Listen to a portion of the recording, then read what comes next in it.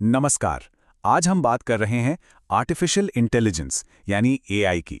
एक ऐसी टेक्नोलॉजी जो हमारी दुनिया को हमेशा के लिए बदलने का दम रखती है।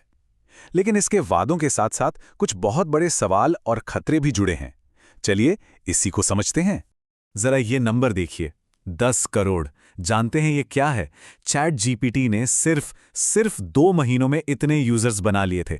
इसने इसे इतिहास का सबसे तेजी से बढ़ने वाला सॉफ्टवेयर एप्लीकेशन बना दिया और रातों रात एआई की ताकत हम सबके हाथों में आ गई। तो चलिए सबसे पहले ये समझते हैं कि ये एआई बूम आखिर है क्या और हम यहां तक पहुंचे कैसे।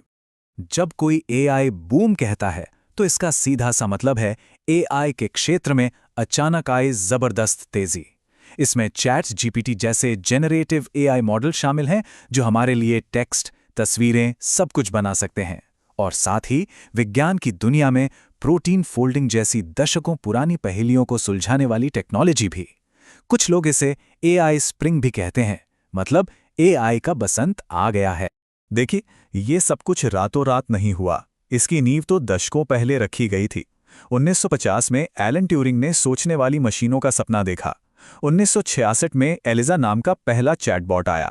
फिर 2011 में सिरी ने एआई को हमारे फोन में पहुंचा दिया। और 2022 में चैट जीपीटी ने आकर जैसे इस क्रांति को आम लोगों के लिए लॉन्च कर दिया। अब बात करते हैं इसके सबसे रोमांचक हिस्से की, वो अविश्वसनीय मौके जो एआई हमारे लिए ला रहा है। ये हमारे समाज के हर पहलू को बदलने की ताकत रखता है। और शायद इसका सबसे बड़ा और गहरा असर पड़ रहा है हेल्थ केयर यानी स्वास्थ्य सेवाओं पर। ये बीमारियों को पहचानने से लेकर उनके इलाज तक सब कुछ बदल रहा है। और ये सिर्फ मदद नहीं है, ये एक क्रांति है। एआई सिस्टम आज मेडिकल स्कैन्स को इंसानी डॉक्टरों से ज़्यादा सटीकता से पढ़ सकते हैं। और कमाल की बात तो ये है कि 2020 में डीप माइंड के अल्फाफोल्ड ने प्रोटीन फोल्डिंग की 50 साल पुरानी गुत्थी सुलझा दी। इसने नई दवाइयां बनाने की प्रक्रिया को कई साल आगे बढ़ा दिया है। सेहत के बाद बात करते हैं पैसे और ताकत की। एआई ग्लोबल इकोनॉमी के लिए एक बहुत बड़ा इंजन बनता जा रहा है। ये कोई मामूली दौड़ नहीं है। 2024 तक दुनिया के 75% से ज्यादा एआई पेटेंट सिर्फ 2 देशों के पास थे, चीन और अमेरिका।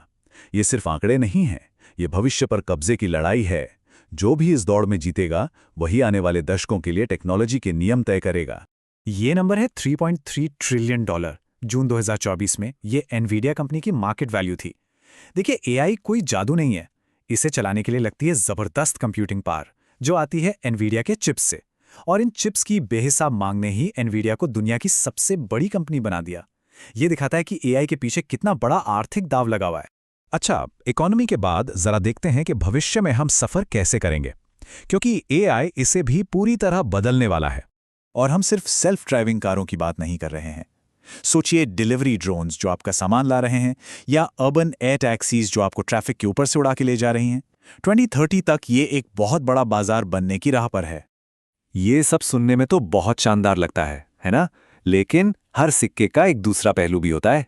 इन वादों की कीमत क्या है?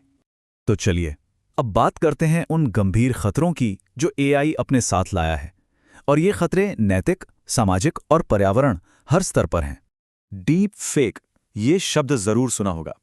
ये एआई से बना एक ऐसा वीडियो या ऑडियो है जो इतना असली लगता है कि सच और झूठ में फर्क करना नामुमकिन हो जाए। यह गलत जानकारी फैलाने का एक बेहद शक्तिशाली हथियार है। और ये कोई भविष्य का खतरा नहीं है, ये आज हो रहा है। हमने नेताओं की आवाज में नकली फोन कॉल्स देखे हैं, मशहूर कलाकारों की आवाज का बिना इजाजत इस्तेमाल देखा है, और टेलर स्विफ्ट जैसी हस्तियों को डीप फेक तस्वीरों का निशाना बनते देखा है। ये टेक्नोलॉजी अभी से ही संकट पैदा कर रही है। सिर्फ आम लोग ही नहीं, बड़ी बड़ी कंपनियां भी एआई को लेकर डरी हुई हैं। उनके लिए सबसे बड़े जोखिम है एआई से मिली गलत जानकारी, साइबर सुरक्षा के नए खतरे और कॉपीराइट कानूनों का उल्लंघन। इन सबसे बढ़कर एक गहरी चिंता है हमारे इंसान होने की।